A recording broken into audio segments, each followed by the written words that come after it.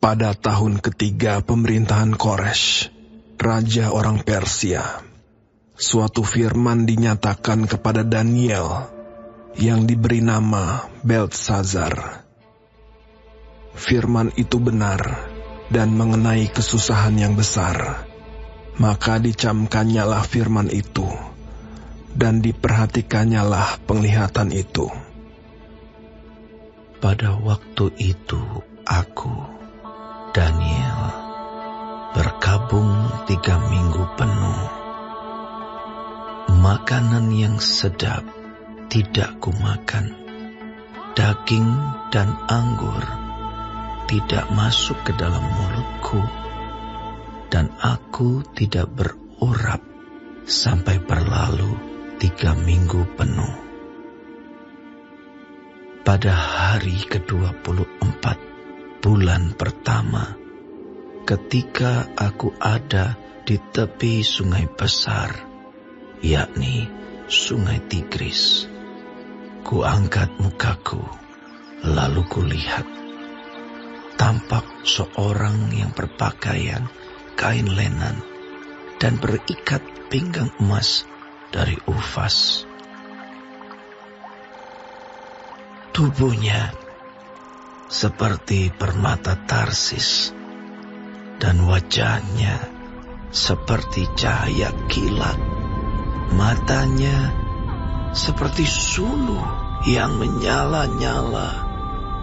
Lengan dan kakinya seperti kilau tembaga yang dikilap, dan suara ucapannya seperti gaduh orang banyak. Hanya aku, Daniel, melihat penglihatan itu, tetapi orang-orang yang bersama-sama dengan aku tidak melihatnya, tetapi mereka ditimpa oleh ketakutan yang besar, sehingga mereka lari bersembunyi. Demikianlah aku tinggal seorang diri. Ketika aku melihat penglihatan yang besar itu, hilanglah kekuatanku. Aku menjadi pucat sama sekali, dan tidak ada lagi kekuatan padaku. Lalu ku dengar suara ucapannya, dan ketika aku mendengar suara ucapannya itu, jatuh pingsanlah aku, tertelungkup dengan mukaku ke tanah. Tetapi ada suatu tangan menyentuh aku dan membuat aku bangun sambil bertumpu pada lutut dan tanganku. Katanya kepadaku, Daniel, engkau orang yang dikasihi. Camkanlah firman yang kukatakan kepadamu, dan berdirilah pada kakimu, sebab sekarang aku diutus kepadamu. Ketika hal ini dikatakannya kepadaku, berdirilah aku dengan gemetar. Lalu katanya kepadaku, janganlah takut, Daniel, sebab telah didengarkan perkataanmu sejak hari pertama engkau berniat untuk mendapat pengertian dan untuk merendahkan dirimu di hadapan Allahmu. Dan aku datang oleh karena perkataanmu itu. Pemimpin kerajaan orang Persia berdiri 21 hari lamanya menentang aku. Tetapi kemudian Mikael, salah seorang dari pemimpin-pemimpin terkemuka, datang menolong aku. Dan aku meninggalkan dia di sana berhadapan dengan raja-raja orang Persia.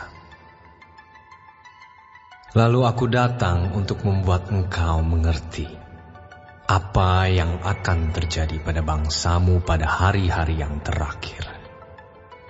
Sebab penglihatan ini juga mengenai hari-hari itu. Ketika dikatakannya hal ini kepadaku, kutundukkan mukaku ke tanah dan aku terkeluh.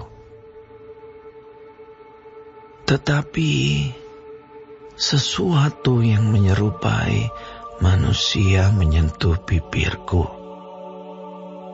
Lalu kubuka mulutku dan mulai berbicara. Kataku kepada yang berdiri di depanku itu, Tuanku, oleh sebab penglihatan itu, aku ditimpa kesakitan dan tidak ada lagi kekuatan padaku. Masakan aku, hamba Tuanku ini, dapat berbicara dengan Tuanku? Bukankah tidak ada lagi kekuatan padaku dan tidak ada lagi nafas padaku?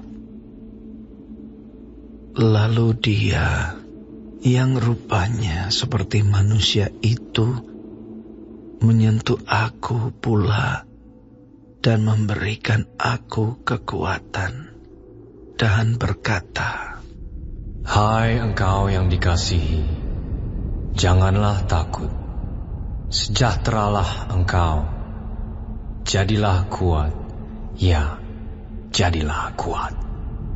Sementara ia berbicara dengan aku merasa kuat lagi dan berkata, Berbicaralah kiranya Tuanku, sebab engkau telah memberikan aku kekuatan. Lalu katanya, Tahukah engkau mengapa aku datang kepadamu? Sebentar lagi aku kembali untuk berperang dengan pemimpin orang Persia. Dan sesudah aku selesai dengan dia, maka pemimpin orang Yunani akan datang.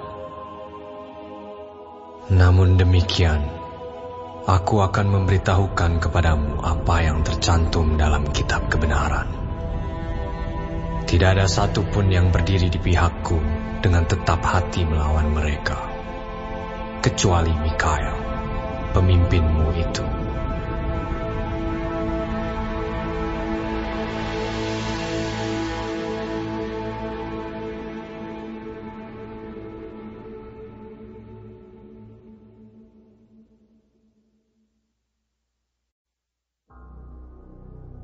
Seperti dahulu, aku juga mendampinginya untuk menguatkan dan menyokongnya, yakni pada tahun pertama pemerintahan Darius, orang Media itu. Oleh sebab itu, aku akan memberitahukan kepadamu hal yang benar. Sesungguhnya, 3 raja lagi akan muncul di negeri Persia, dan yang keempat akan mendapat kekayaan yang lebih besar dari mereka semua. Dan apabila ia telah menjadi kuat karena kekayaannya, ia akan berusaha sekuat-kuatnya untuk melawan kerajaan Yunani. Kemudian akan muncul seorang raja yang gagah perkasa, yang akan memerintah dengan kekuasaan yang besar dan akan berbuat sekehendaknya. Tetapi baru saja ia muncul, maka kerajaannya akan pecah dan terbagi-bagi menurut keempat mata angin dari langit. Jatuh bukan kepada keturunannya, dan tanpa kekuasaan seperti yang dipunyainya. Sebab kerajaannya akan runtuh dan menjadi milik orang-orang yang lain daripada orang-orang ini. Maka raja negeri selatan akan menjadi kuat, tetapi salah seorang dari panglima-panglimanya akan menjadi lebih kuat daripadanya. Dan orang ini memerintah, lalu kekuasaannya akan menjadi kekuasaan yang besar. Beberapa tahun kemudian, keduanya akan bersekutu putri Raja Negeri Selatan akan datang kepada Raja Negeri Utara untuk mengadakan persetujuan. Tetapi putri itu tidak berhasil, juga keturunannya tidak dapat bertahan. Putri itu akan diserahkan. Demikian pula orang-orang yang mengantarnya, anak yang dilahirkannya dan orang yang mengawininya. Dan pada waktu itu akan tumbuh suatu tunas yang seakar dengan putri itu, menggantikan orang itu. Dan orang ini akan bergerak maju melawan tentara Raja Negeri Utara dan memasuki kota bentengnya. Dan ia akan bertindak terhadap mereka dan ia akan berkuasa.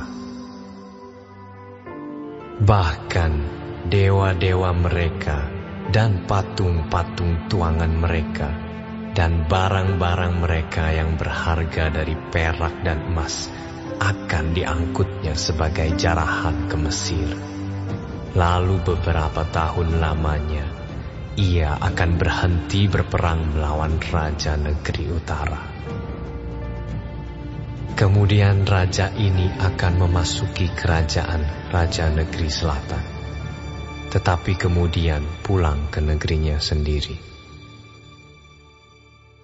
Kemudian anak-anaknya akan bersiap untuk berperang dan akan mengerahkan sejumlah tentara yang besar. Lalu salah seorang dari mereka itu akan bergerak maju melawan dia, menggenangi dan meliputi semuanya seperti air bah. Dan pada serbuan yang kedua kalinya, ia akan sampai ke benteng musuhnya. Maka menggeramlah Raja Negeri Selatan itu, lalu maju berperang melawan Raja Negeri Utara, yang telah mengerahkan sejumlah tentara besar, dan tentara besar itu akan jatuh ke tangan musuhnya. Setelah tentara besar itu dihancurkannya, maka hatinya akan bermegah. Walaupun ia telah menewaskan berlaksa-laksa orang, ia tidak akan mempunyai kekuatan.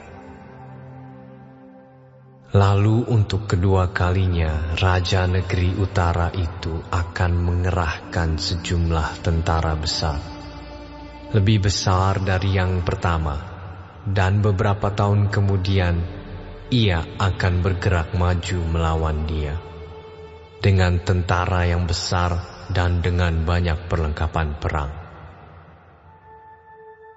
Pada waktu itu banyak orang akan bangkit melawan Raja Negeri Selatan. Juga orang-orang yang lalim dari bangsamu akan membesarkan diri, sehingga penglihatan itu menjadi kenyataan. Tetapi mereka akan tergelincir. Maka Raja Negeri Utara itu akan datang, mendirikan kubu pengepungan dan merebut kota yang berbenteng.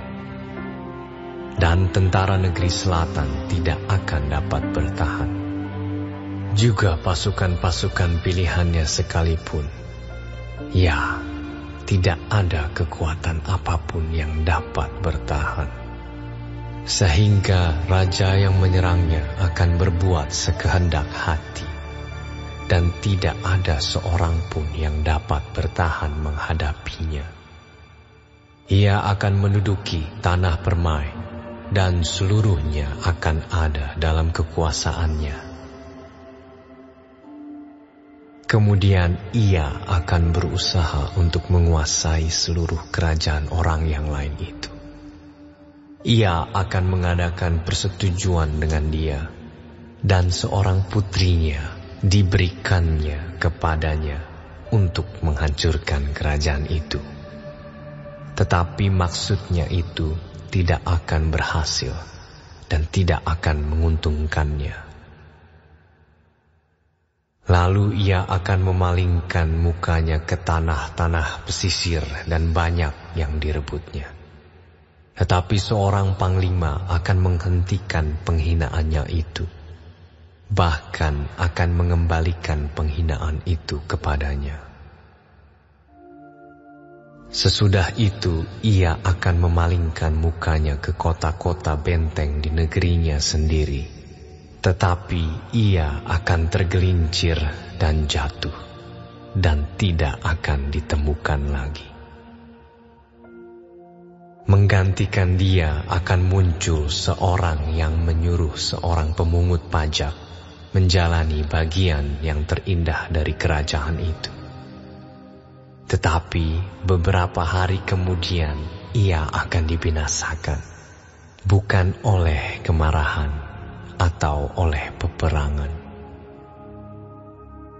Menggantikan dia akan muncul seorang yang hina, yang tidak memperoleh martabat raja, tetapi dengan tak disangka-sangka ia akan datang merebut kedudukan raja dengan perbuatan-perbuatan licin. Seluruh tentara yang datang melanda akan dihanyutkan di hadapannya dan dihancurkan, bahkan juga seorang raja perjanjian. Dan dari saat diadakan persekutuan dengan dia, ia akan berlaku curang, dan ia akan maju serta menjadi berkuasa, meskipun sedikit orang-orangnya. Dengan tak disangka-sangka, ia akan memasuki daerah-daerah yang paling subur dari negeri itu, dan melakukan apa yang belum pernah dilakukan oleh para bapa dan nenek moyangnya, yakni menghamburkan rampasan dan jarahan dan harta di antara orang-orangnya. Juga terhadap tempat-tempat yang berbenteng, ia membuat siasat, tetapi hanya untuk sementara waktu. Kekuatan dan keberaniannya akan ditujukannya melawan Raja Negeri Selatan dengan memakai tentara yang besar. Dan walaupun Raja Negeri Selatan itu akan bersiap untuk berperang dengan tentara yang amat besar dan kuat, ia tidak akan dapat bertahan, sebab akan diadakan siasat terhadap dia. Dan orang-orang yang makan dari santapannya akan meruntuhkannya. Tentaranya akan hanyut, dan banyak orangnya yang tewas dibunuh. Dan kedua raja itu bermaksud jahat, dan sedang mereka duduk bersama-sama pada satu meja, mereka akan saling membohongi, tetapi hal itu tidak akan berhasil, sebab akhir zaman itu belum mencapai waktu yang ditetapkan. Kemudian ia akan pulang ke negerinya dengan banyak harta, dan hatinya bermaksud menentang perjanjian kudus. Dan itu dilakukannya, lalu pulang ke negerinya. Pada waktu yang ditetapkan, ia akan memasuki pula negeri selatan. Tetapi kali yang kedua ini tidak akan sama dengan yang pertama, karena akan datang kapal-kapal orang Kitim melawan dia, sehingga hilanglah keberaniannya. Lalu pulanglah ia dengan hati mendendam terhadap perjanjian kudus, dan ia akan bertindak. Setelah pulang kembali, ia akan menunjukkan perhatiannya kepada mereka yang meninggalkan perjanjian kudus. Tentaranya akan muncul. Mereka akan menajiskan tempat kudus, benteng itu, menghapuskan korban sehari-hari, dan menegakkan kekejian yang membinasakan. Dan orang-orang yang berlaku fasik terhadap perjanjian akan dibujuknya sampai murtad dengan kata-kata licin. Tetapi umat yang mengenal Allahnya akan tetap kuat dan akan bertindak. Dan orang-orang bijaksana di antara umat itu akan membuat banyak orang mengerti. Tetapi untuk beberapa waktu lamanya, mereka akan jatuh oleh karena pedang dan api, oleh karena ditawan dan dirampas. Sementara jatuh, mereka akan mendapat pertolongan sedikit, dan banyak orang akan menggabungkan diri kepada mereka secara berpura-pura. Sebagian dari orang-orang bijaksana itu akan jatuh, supaya dengan demikian diadakan pengujian, penyaringan, dan pemurnian di antara mereka, sampai pada akhir zaman. Sebab akhir zaman itu belum mencapai waktu yang telah ditetapkan. Raja itu akan berbuat sekehendak hati. Ia akan meninggikan dan membesarkan dirinya terhadap setiap Allah, juga terhadap Allah yang mengatasi segala Allah. Ia akan mengucapkan kata-kata yang tak senonoh sama sekali. Dan ia akan beruntung sampai akhir murka itu. Sebab apa yang telah ditetapkan akan terjadi. Juga para Allah nenek moyangnya tidak akan diindahkannya. Baik pujaan orang-orang perempuan maupun Allah manapun juga tidak akan diindahkannya. Sebab terhadap semuanya itu, ia akan membesarkan diri. Tetapi sebagai ganti semuanya itu, ia akan menghormati dewa benteng-benteng. Dewa yang tidak dikenal oleh nenek moyangnya akan dihormatinya dengan membawa emas dan perak dan permata dan barang-barang yang berharga. Dan ia akan bertindak terhadap benteng-benteng yang diperkuat dengan pertolongan dewa asing itu. Siapa yang mengakui dewa ini akan dilimpahi kehormatan. Ia akan membuat mereka menjadi berkuasa atas banyak orang, dan kepada mereka akan dibagikannya tanah sebagai upah. Tetapi pada akhir zaman, Raja negeri selatan akan berperang dengan dia, dan Raja negeri utara itu akan menyerbunya dengan kereta, dan orang-orang berkuda, dan dengan banyak kapal. Dan ia akan memasuki negeri-negeri, dan menggenangi dan meliputi semuanya, seperti air bah. Juga tanah permai akan dimasukinya, dan banyak orang akan jatuh. Tetapi dari tangannya akan terluput tanah Edom, tanah Moab, dan bagian yang penting dari Bani Amun. Ia akan menjangkau negeri-negeri, dan negeri Mesir tidak akan terluput. Ia akan menguasai harta benda, emas dan perak, dan segala barang berharga negeri Mesir. Dan orang Libya serta orang Ethiopia akan mengikuti dia. Tetapi kabar-kabar dari sebelah timur dan dari sebelah utara akan mengejutkan hatinya, sehingga ia akan keluar dengan kegeraman yang besar untuk memusnahkan dan membinasakan banyak orang. Ia akan mendirikan kemah kebesarannya di antara laut dan gunung permai yang kudus itu. Tetapi kemudian ia akan menemui ajalnya, dan tidak ada seorang pun yang menolongnya.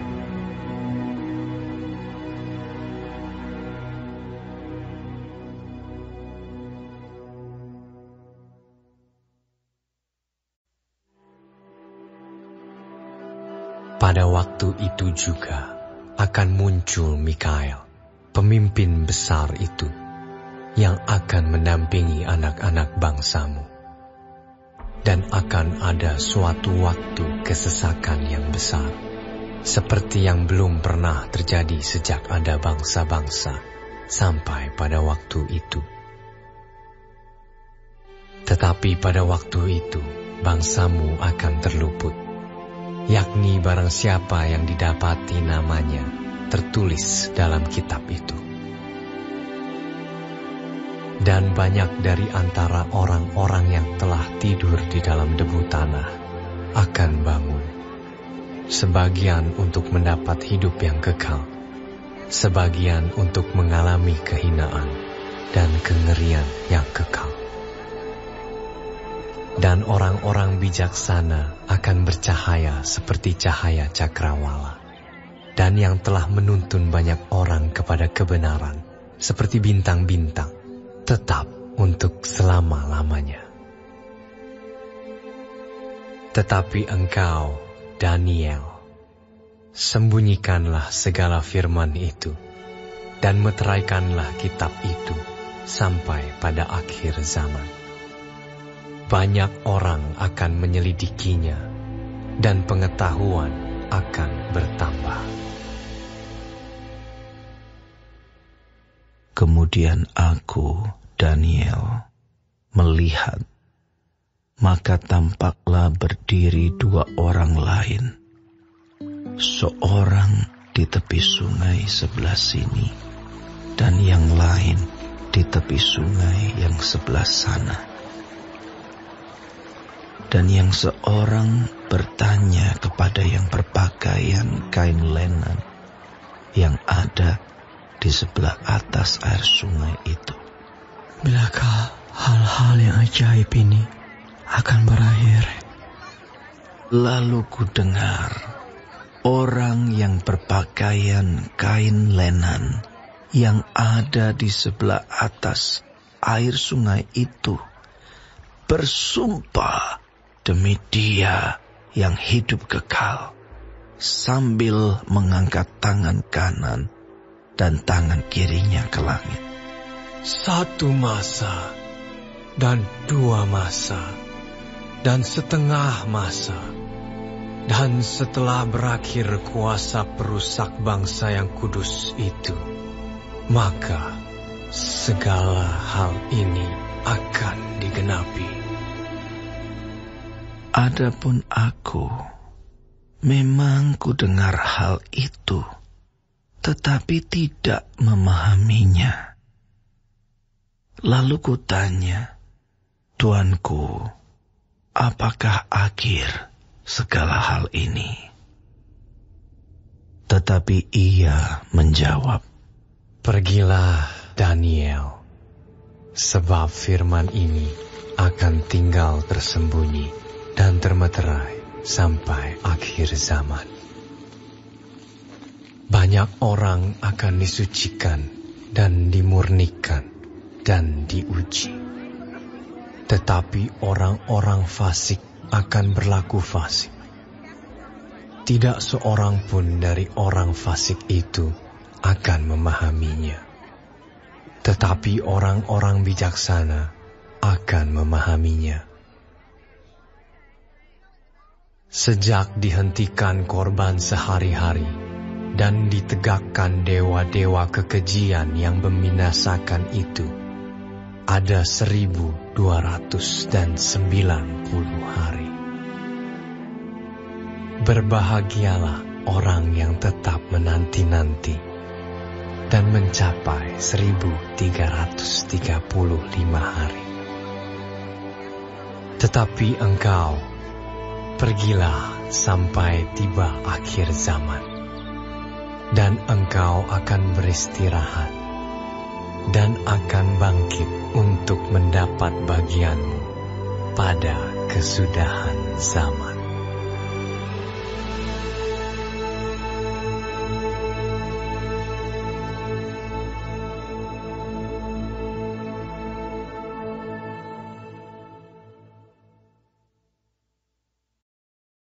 Warga Sorga terkasih, silahkan klik like, subscribe dan aktifkan loncengnya ya, supaya dapat pemberitahuan untuk video baru berikutnya. Ayo warga sorga berbuat baik jadi berkat bagi saudaranya, temannya atau siapa saja dengan membagikan video ini ya. Terima kasih. Tuhan Yesus memberkati kita warga sorga. Amin.